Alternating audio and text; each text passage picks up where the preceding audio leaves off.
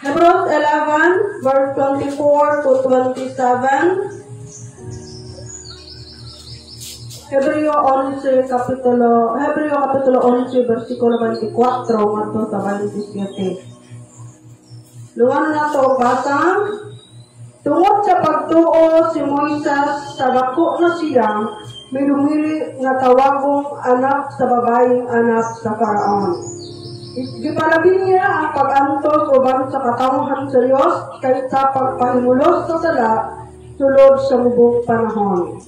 Nangunang-una siya na ang pag-antos sa mga paglubid tungod sa Mesiyas labi pang bililhon kaysa tanang panghandling sa Ehipto tungod kay gilantaw niya ang ganti nga madawas niya.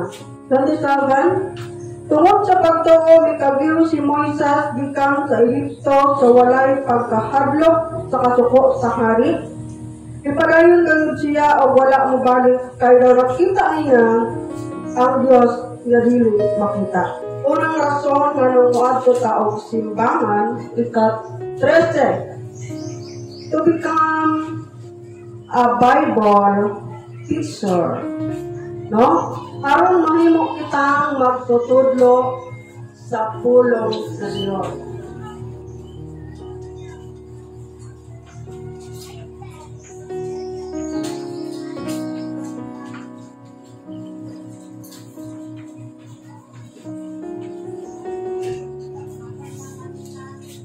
Aron na mahimo kitang magtutudlo. Makatudlo ba ta kung wala ta kabalo sa atong itudlo? Dili. Kung ato man dili tanan, kumbaga ang pagsaysay sa pulong sa Diyos, dili lamang trabaho sa pastor. Kung dili tanan, na adunay biyas o adunay katakos sa pagbuhat niini.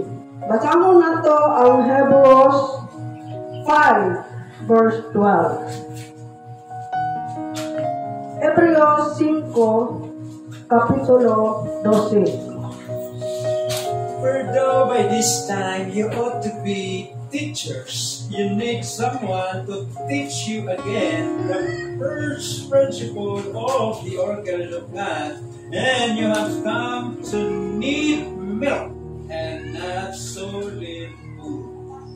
Okay. So, dugay ng kamo mahimong magtutudlo. Marang tingnan ha sa Hebrews chapter 5 verse 12. Dugay ng kamong mahimong magtutudlo apan magkinahanglan gihapon. Unsay kinahanglan? Kinahanglan gihapon ta nga tudloan sa mga butang nga basta mo to sa Bisaya? 5:12. Dugay na ta kamong nahimo nga magtutudlo apan hangtod karon nagkinahanglan pakamugmutudlo kaninyo sa unang mga leksyon mahitungod sa mensahe sa Diyos. Gahi naman ta ang angin ninyong kanon apan hangtod karon magkinahanglan gihapon kamo gatas.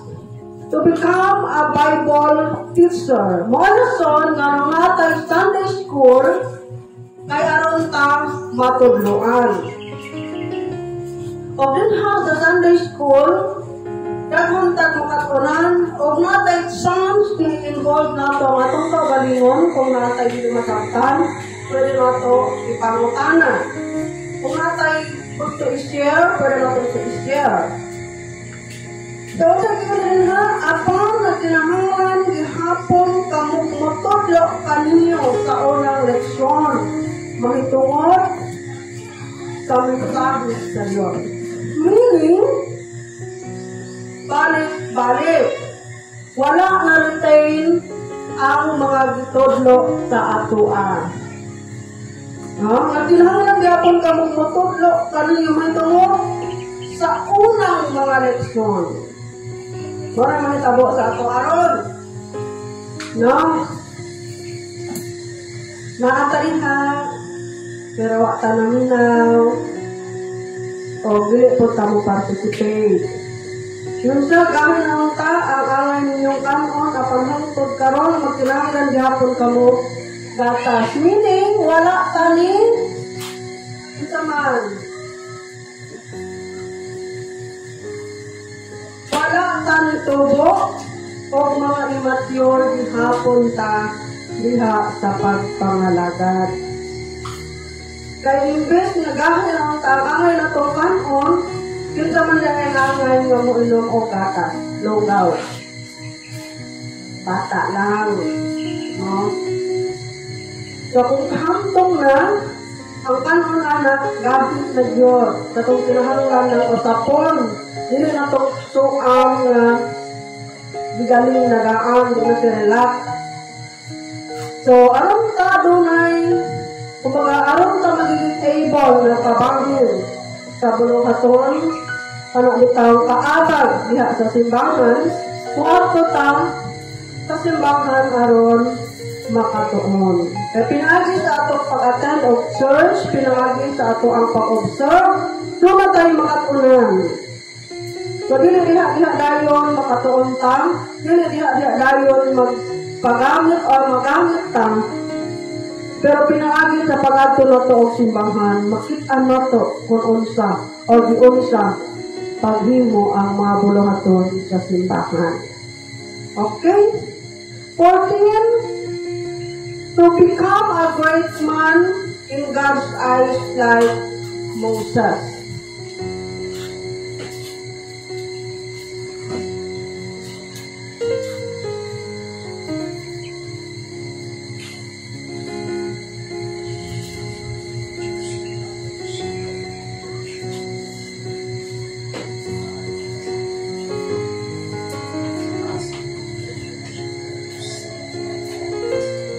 Okay? Muna sa atong nabasa kaganina, to be a great man in God's eyes. Hebrews 11:24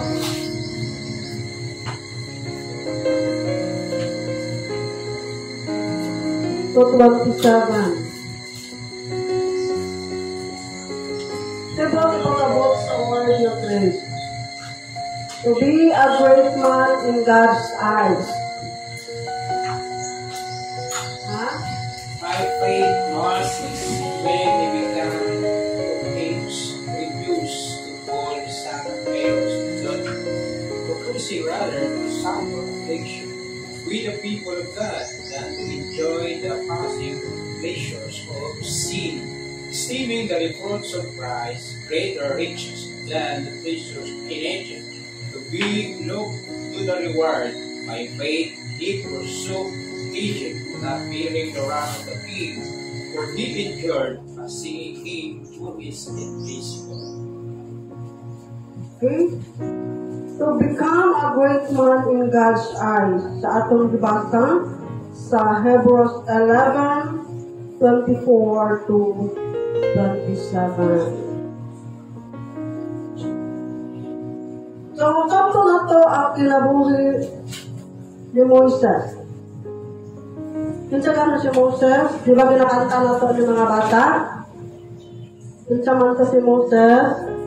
Atong bata nga gibutang sa basket o nakit-an sa prinsesa nga anak sa Paraon o gihimo siyang prinsipe. So, nindot kayo ang life ni Moses, no? Nindot kayo ang iyang kinabuhi kay gikan siya sa ordinary nga tao, nakit-an siya sa prinsesa ng anak sa Paraon, o nagkinabuhi siya nga isip usa ka prinsipe, gitrain gitudloan aron mamahimong leader. Pero ang bakihan aron mamahimo kitang halandon nga tawo atubangan sa Dios. Dili pinaagi sa kung unsa ta hindi sa kalibutan. No? Yun ang number 1. To be a great man in God's eyes, to refuse worldly honor. Number 1.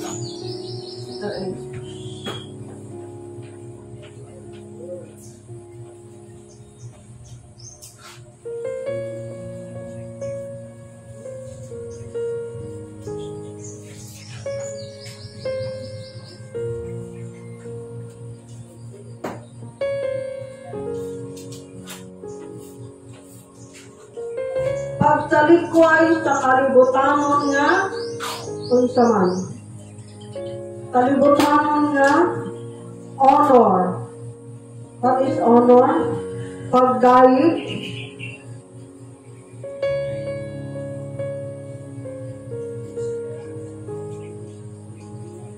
Patanong na to ang 24. Tungod sa pagtuon si Moses, sa dako na siya, midumilig siya nga tawagong anak sa babaeng anak sa Paraon. Dili na siya gusto tawagon siya nga anak siya sa prinsesa or sa babaeng anak sa Paraon. Gusto niya nga mamahimo na lang siya simpleng tao, ordinary nga tao. O dili siya gusto nga kinabuhi nga makasasalang sa hamubong panahon. Moses refused worldly honor. Kaya panglantaw ni Moses pang eternal. Ikaduha, to be a great man in God's eyes is to suffer affliction with the people of God.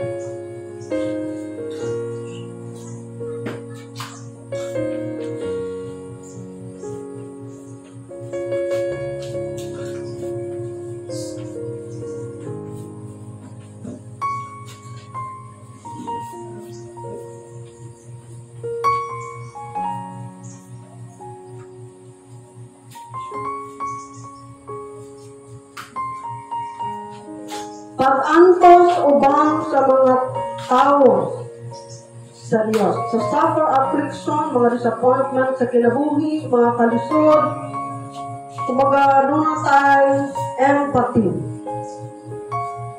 Katulog, to be a great man in the eyes of God, in God's eyes, did not pursue the pleasure of sin. Did not pursue the pleasure of sin.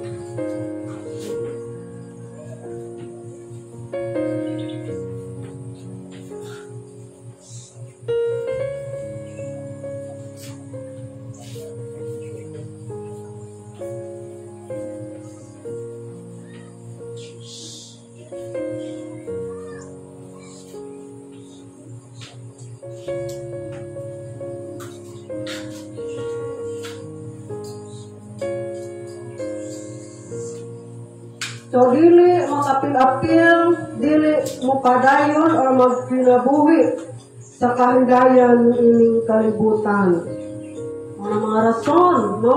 Aron mato ka timbangan, aron mamahimo tang halandon na tawo dinha sa atubangan sa atong buhi nga Dios. Tinahod nga tawo diha sa atubangan sa atong buhi nga Dios. Kapayla, he had respect for the recompense of God's eternal reward. 27. Tungod sa pagtuo, mikagyo si Moises gikan sa Ehipto sa walay pagkahadlok sa kasuko sa hari. Ipadayon kayo siya o wala ugalit, kay daw nakita niya ang Diyos na dili makita. No? Respect for the recompense of God's eternal reward.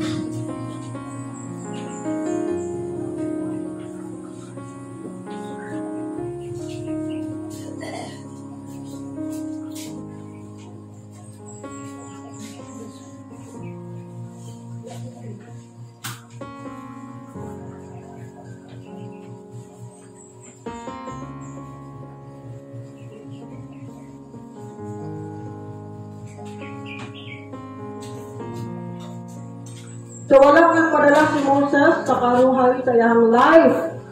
Sa diyang nagpuyo siya dito sa palasyo. Kaya mas gusto niya na mag-antos kauban sa mga katawhan sa Diyos, sa mga Israelita. O doon na siya'y panglantaw.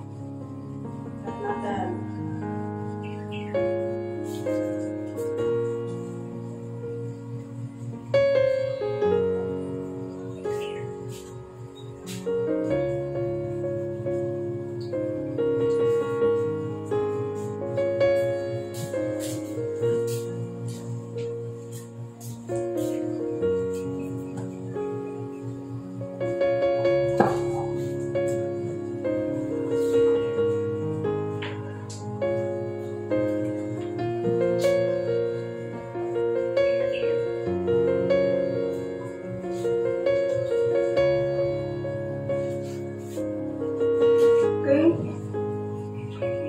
siya'y paghandog sa saad. So, God's eternal reward. Doon siya'y paghandog. Recompense means gantimpala. Reward, no?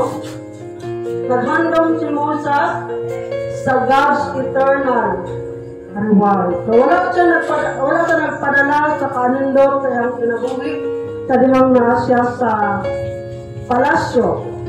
Mas gipili niya nga mag-antos kauban ang makatawhan sa Diyos o wala siyang nagkinabuhi o nagpadayon sa kinabuhi makasakala tungod kay gihandog niya ang eternal na reward.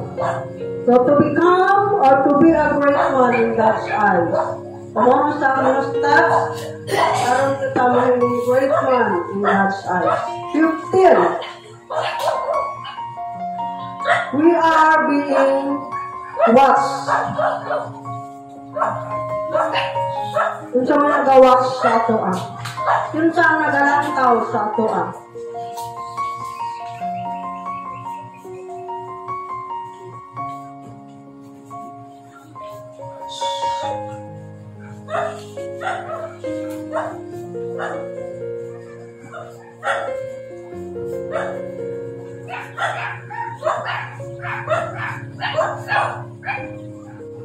Kasama mo ito ang Hebrews 12:1.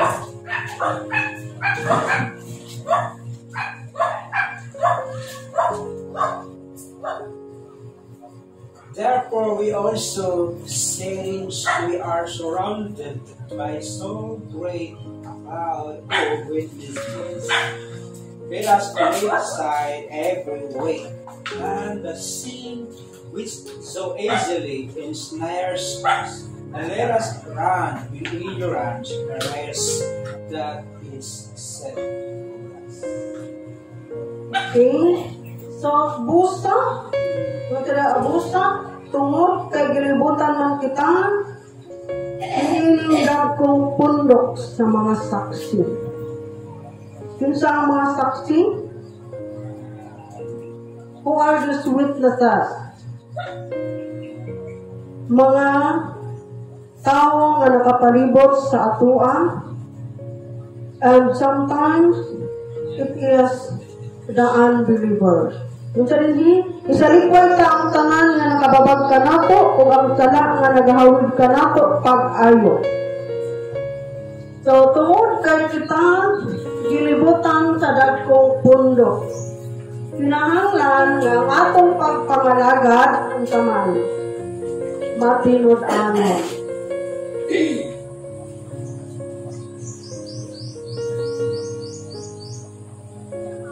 Matinod-anon, tinod-anay. Dili nang masimbata, pinasikad sa atong gibati. Pinasikad sa atong feelings. Masimbar ganahan. Masimbar o excited. The more nga dili ta ganahan musimba, the more nga musimba ta.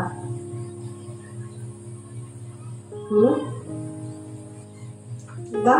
The more nga luya ta, the more nga maningkamot ta mo adto og simbahan. Kaya diha na to masinati mga igsoon ang gahom sa atong buhi nga Diyos.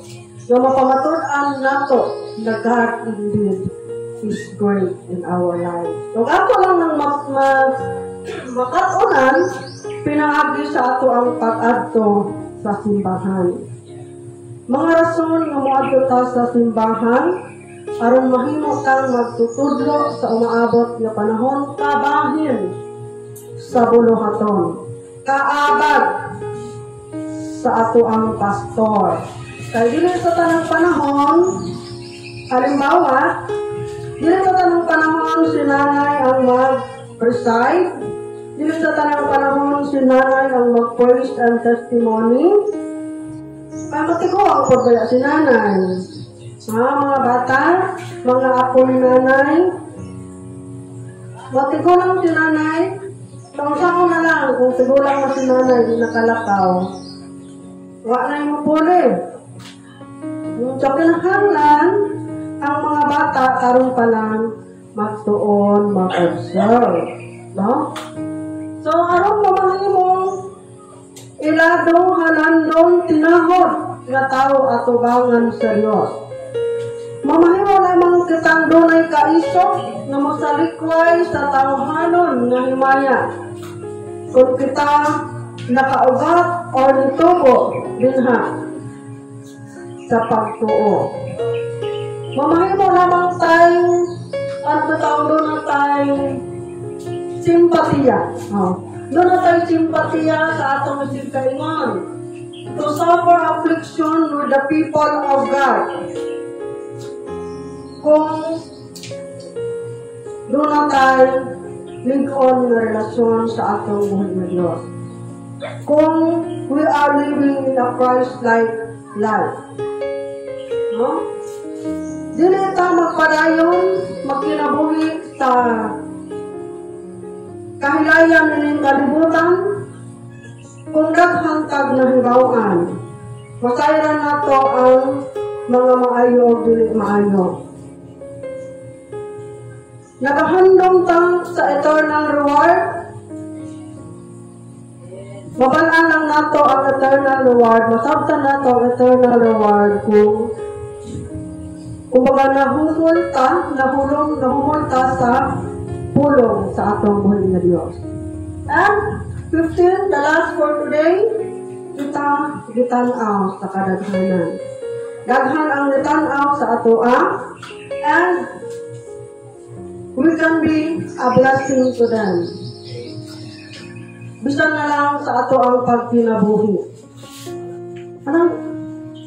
Matingala na lang ang tao nga, may naman ko siya, huwag man ko siya trabaho, pero huwag man lagi haya-hayap kinabuhi. Nga naman to siya, huwag man ko siya ilong-ag-long-ag, pero may tayong lagi. No? Nga naman to siya, nagaghan man to siya problema, pero hindi lagi kaayo. No? So ngayon, lang, daghang mga tao nga, nagtanaw sa ato. So in simple way of living, mahimotang makadani sa uban. So sa atong pagpangalagad, tinahanglan, tinod anay. Daganon ta ang lumba nga matinod anon. So wato taong simbahan every Sunday. Aron, unsaman, matunan nato ang tanan.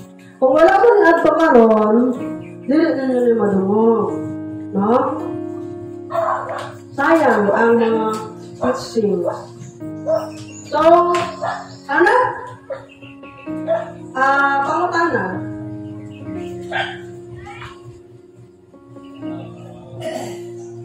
Saan pangutana? Ito ba ko na pastor? Ikadunga, mag-experience.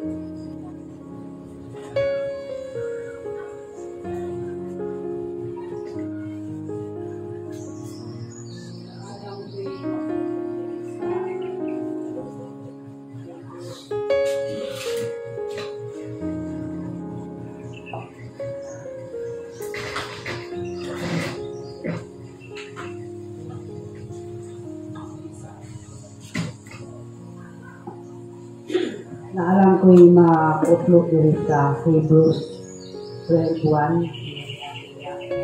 Busa kay gilibutan man kita ni ining dakong pundok nga sa mga saksi sa likway sa ang tanan nga nakababag kanato ug ang sala nga naghawid kanato pagkayo daganon ta nga matunud-anon ang lumba nga aton gigamit.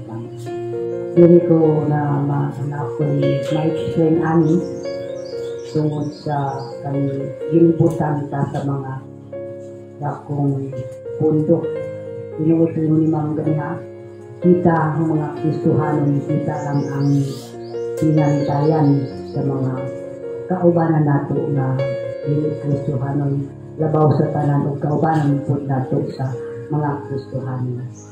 Sa akong nasinati na napako dito sa alayan sa una, morning kong permi na nabasa, niya gabi nabasa na ako ni kay parang nilipit ko ano niya, nawali na siya. Pero salamat kay natudlo na po na to, kay mo niya ganiha, magkinahanglan patag, mutudlo sa ato niya, karon kanina itong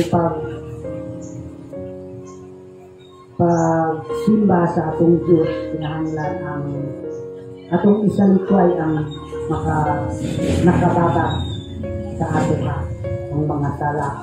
So sa ako ang sitwasyon, kung wala ko purpose nga muari sa simbahan, bigyan ko magsimba. Pero na ako'y tuyo, ngunyan ganyan, ang atong naanay, ilang taon niya ang ganto na madawat nato karon.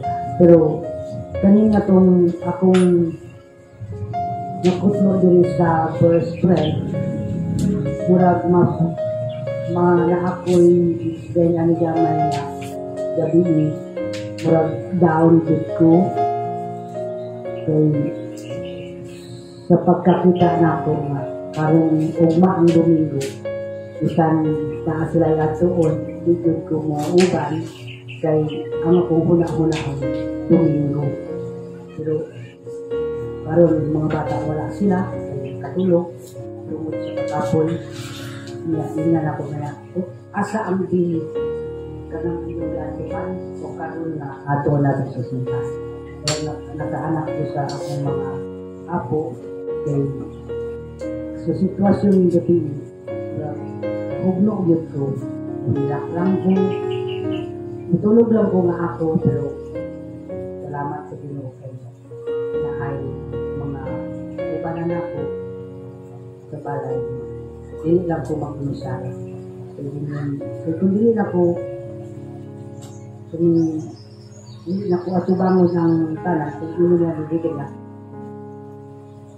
kita ang bantayan sa mga tao kasi akong pagkakristuhanon nga kung sa man ito wala ka din siya magsimba priority niya ang mga dito pero sa ako ang kinabuhi priority din ako ang pag-ano sa simbahan muna ako kung sa bisyo na ako ang nakal sa simbahan sa dalaga pa ko mahulog akong pangandol ang pagsimba sa kamatuoran kaya kung wala siguro ko'y Ginoo sa panahon wala ko din sa nasa ko pastor dalayon din ang pulong sa Ginoo nga ako ang nalungog karon na makatudlo makadasig sa nako wala ko kasunod.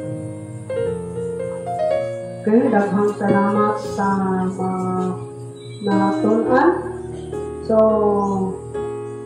diha sa 15, so kita gitanaw sa daghang mga pundok isalikway nato ang mga sala nga nakahawig sa atoa.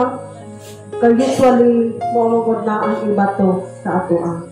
Mo magod na ang ibalik sa atoa. O bisan pa sa mga sala nga wala kumbaga sala nga dili dayag mo gihapon na ang muhawid sa atoa pinaagi sa atong konsensya, no? So kamot nga maluya ta mawad-an ta og gana kaya naman dili man nato masulti nga mauna ang rason nganong dili ta makapadayon o nganong dili ta makaadto sa simbahan. So if ever kinahanglan nato nga iampo ang atong kaugalingon, iampo nato ang atong mga kaubanan nga ang simbahan dili man mangita og mga perfecto nga mga tao kundi kanunay nga dinaingon ang simbahan sama sa hospital mag-ayo sa mga adunay balapian sama sa eskwelahan motudlo sa mga walay natun-an o walay nahibaw-an o sa mga sub-clinics sa rehabilitation center nga mo-rehab, mo-refresh sa mga tao nga dunay problema sa ilang kaugalingon.